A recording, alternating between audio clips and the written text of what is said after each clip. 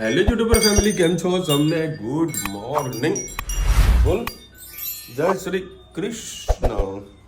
ચલો ભાઈ, ખૂબ જ સારું મેં ડિસિઝન લીધું હતું બોમ્બેથી રિટર્ન આવવાનું, કારણ કે આજે બી થોડી તબિયત ખરાબ છે અને હું અમારા એક જ્ઞાન બહુ સારા એવા ડૉક્ટર છે રમેશ રાવલ, તો હું ત્યાં તરફ બતાવવા માટે જઈ રહ્યો છું. વિઝિટ પણ કહીએ ને, કેસ પણ લખાવી દીધો છે અને ધર્મપત્ની જોડે આવે છે, તો જતા આવીએ બરાબર, ડૉક્ટરને બતાવતા આવીએ. એટલે હા ના, બીજા એક ડૉક્ટર જોડે લીધી હતી ગઈ સાલ. અમે તમને 6-7 મહિના પહેલાં જે બીમાર પડ્યો હતો દિવાળી પર, પણ એનું રિએક્શનમાં થોડું વધારે આવી ગયું હતું બરાબર. એટલે સમજુ સારા ડૉક્ટર MBBS હોય એને જ બતાવી તો બધી વ્યવસ્થિત સારી તો રહે. તો અત્યારે જઈ રહ્યા છે ત્યાં આગળ. 10:30 વાગે નંબર આવવાનો છે, તો પેલા વિઝિટ કરાવતા આવીએ બરાબર. ઠંડી સારી એવી ચડી રહી છે અને કપ ભરાણો છે, કપ નીકળતો નહીં. ડૉક્ટર દવા આપશે અને બહુ મહેસાણા નામચીન ડૉક્ટર છે અને કોરોનામાં ખૂબ સારી એવી એમને સેવા કરી હતી. ડૉક્ટર રમેશ રાવલ કરીને છે, બહુ સરસ ડૉક્ટર છે. જઈને આવીએ. જય શ્રી કૃષ્ણ સૌને. મારા સવારના રસોડામાં આપનું સ્વાગત છે. આજે ફુલેવર બટાકાની સબ્જી બનાવી તમારી સાથે રેસીપી શેર કરું. 3-4 ફરી જેવું તેલ નાખી દીધું. ફુલેવર બટાકા લીધા છે, મેથી આખી લીધી છે અને લસણ અને લીલા મરચાં. રહી પાતળી ગઈ છે, કારણ કે આપણને ફુલેવર છે ને થોડોક વાયદો પડતો હોય છે, એટલે એમાં મેથી નાખવાથી આપણને શરીરમાં કોઈ નુકસાન નહીં થતું. હા, દાણા જીરું, ગરમ મસાલો, લાલ મરચું, હળદર, હિંગ, સબ્જી નાખી દઈએ. આપણે મસાલો બળી ના જાય.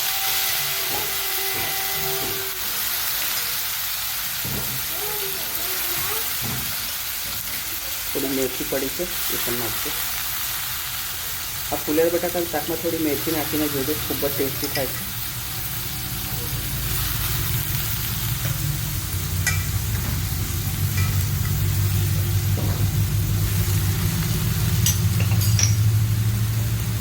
સ્વાદ અનુસાર મીઠું.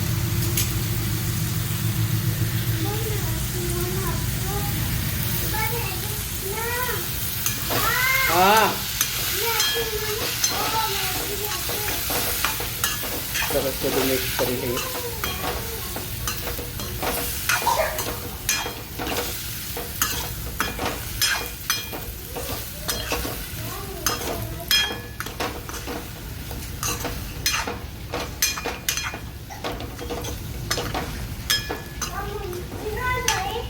હા, દવાખાને. હા, સરસ મિક્સ કરી દીધું છે. 2 મિનિટ થવા દઈએ. સરસ મસાલામાં મિક્સ થઈ ગયું છે.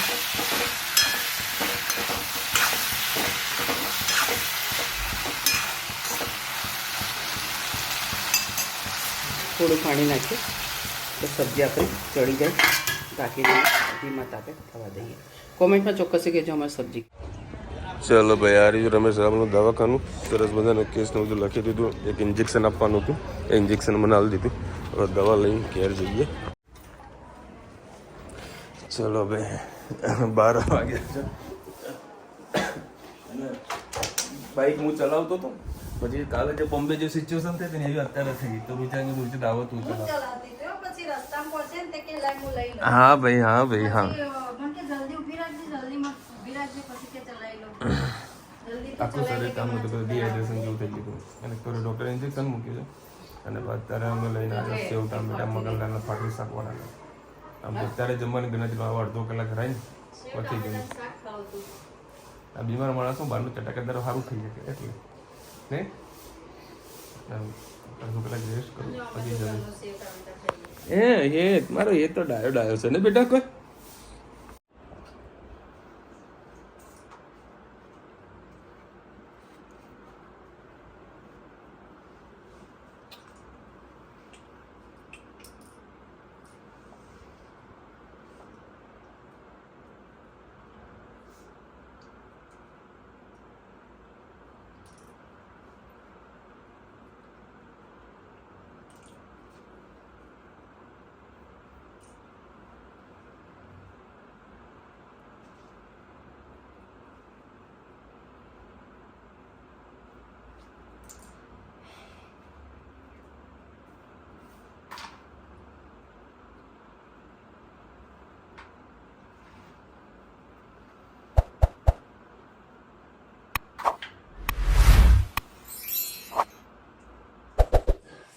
ચલો ભાઈ, અત્યારે વળી 6 વાગવાની તૈયારી છે અને અત્યારે ડૉક્ટરને બતાવવા માટે જવાનું છે. ડૉક્ટરે કીધું કે ભાઈ સાંજે તમે ફરતી બતાવવા આવી જજો.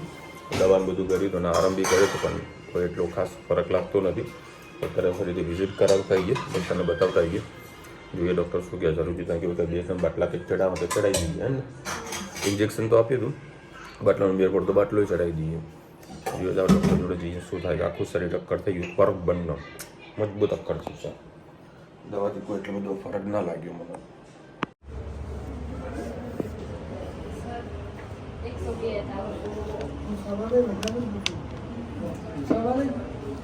હાજી સર.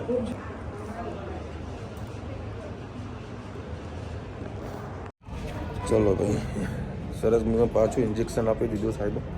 2 વખત ડોઝ લેવાનું કીધું છે કે 2 વખત ડોઝ લઈ લેજો એટલે વ્યવસ્થિત થઈ જશે. જો સારું ના લાગે તો સવારે કાલે રિપોર્ટ કરાવીને જ લાવજો, એટલે તમારે બીજી રાહ જોવી જ ન પડે. આજે કે વ્યવસ્થિત કાલે થઈ જાય એટલે રિપોર્ટ કરાવવાની જરૂરત પણ ના પડે. જય શ્રી કૃષ્ણ સૌને. મારા સાંજના રસોડામાં આપનું સ્વાગત છે. આજે સોયાબીન વડી ડુંગળી બટાકાની સબ્જી બનાવીશું. 3-4 પરી જેવું તેલ નાખ્યું, એક તમાલપત્ર, ટામેટાં, લસણ અને ડુંગળી,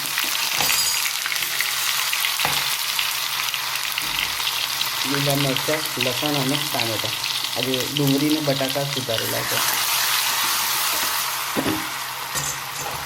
સાથે સાથે આપણે મસાલો પણ કરી દઈએ.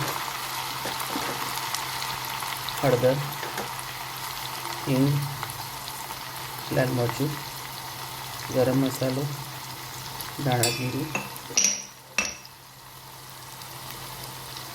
સ્વાદ અનુસાર મીઠું. સરસ બધું મિક્સ કરી લઈએ.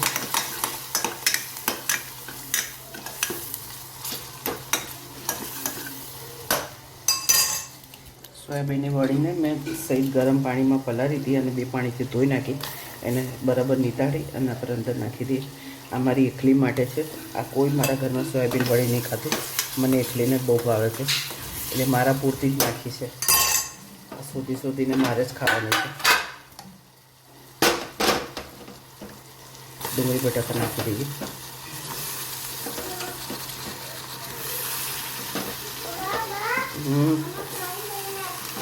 આમ ના આપું. સરસ બધું મિક્સ કરી લઈએ.